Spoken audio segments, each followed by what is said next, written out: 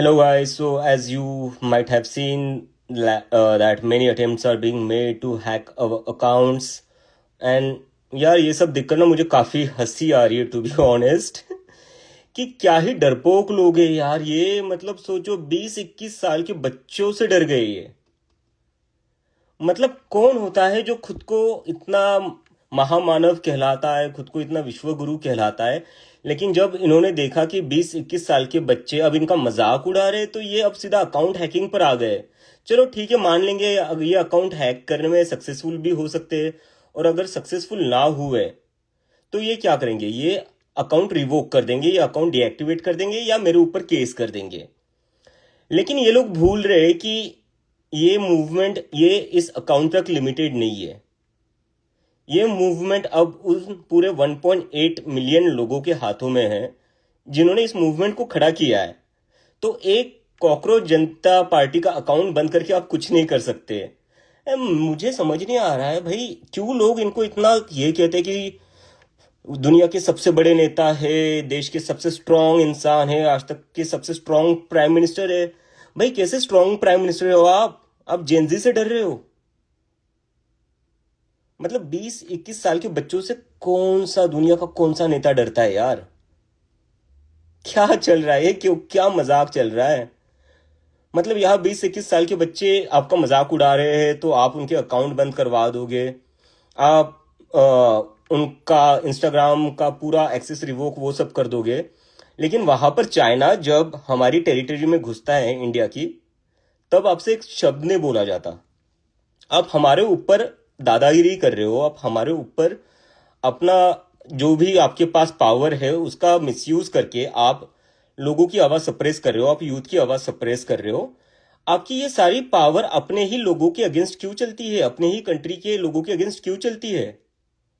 जब चाइना हमारी टेरिटरी में घुसता है तब आपकी पावर कहाँ चली जाती है? मतलब क्या ही कावड़ लोग हैं यार। और पता नहीं क्यों इन लोगों को, क्यों कुछ लोग इनको ऐसा समझते हैं कि नहीं भाई आज तक की सबसे स्ट्रांग प्राइम मिनिस्टर है, सबसे ब्रेव प्राइम मिनिस्टर है। अगर आप वाकई में ब्रेव हो ना तो डरो मत यार, कुछ नहीं करेंगे ये बच्चे आपका।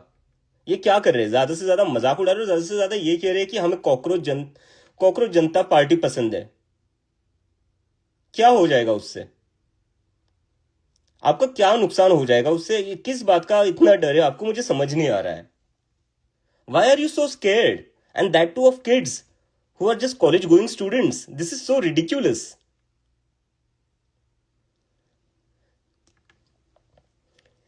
मुझे तो समझ नहीं आ रहा है गाइज।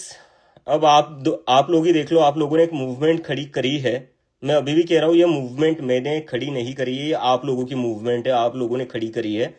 क्योंकि पॉसिबल ही नहीं होता इतने 2-3 दिनों में इतने 1.8 मिलियन लोग एक साथ आ जाए। ये आप लोगों ने डिसाइड किया था, ये आप लोगों की फ्रस्ट्रेशन थी, इसलिए आप लोग एक साथ आए हो।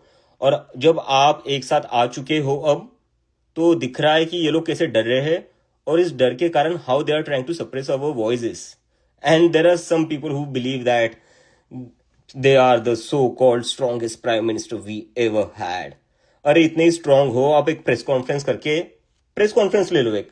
मैं पिछले 2 दिन में कम से कम मैंने 20-25 इंटरव्यू दिए, और उन हर एक इंटरव्यू में मैंने हर क्वेश्चन का आंसर किया है, चाहे कितना भी डिफिकल्ट क्वेश्चन क्यों ना हो।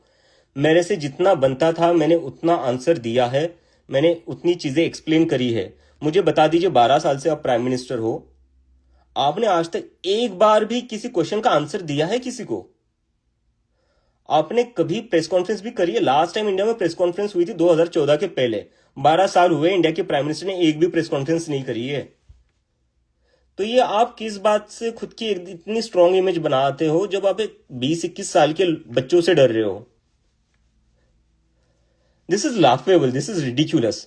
बट आई थिंक ये जितना हम लोगों के पीछे लगेंगे, जितना हम पर अटैक करेंगे, अभी हैक करने का ट्राई कर रहे हैं, फिर एक्सेस रिवोक करने का ट्राई करेंगे, और मैं पूरी गारंटी के साथ आप लोगों को बता रहा हूं जल्दी मेरे ऊपर केस भी फाइल कर देंगे, और उसके लिए मैं मेंटली प्रिपेयर हूं। क्योंकि आप लोगों ने जो मूवमेंट खड़ी करी है मैं उसको अबैंडन नहीं करूंगा। तो भले ये मेरे ऊपर केस करे, कुछ भी करे, मैं उसके लिए मेंटली प्रिपेयर हूं। लेकिन मैं बस ये पॉइंट आउट करना चाहता हूं कि ये कितने डरपोक हैं। और ये ऐसे ही डरा डरा कर लोगों को अपनी पार्टी में ले आते हैं। राघव चड्ढा भी ऐसे ही गया था डरकर, और उससे कुछ नहीं बोला गया बीजेपी के अगेंस्ट। वो जेनजी की आवाज बनने की ट्राई कर रहा था, लेकिन उससे बोला कुछ नहीं गया। लेकिन मैं बोल रहा हूं, मुझे थ्रेट्स मिल रही है, मेरी सिस्टर को भी थ्रेट मिल रही है, तो मैंने उसको बोला है कि तू अपना अकाउंट डीएक्टिवेट कर दे। मैं नहीं चाहता कि मेरी वजह से मेरी फैमिली के ऊपर कुछ आए।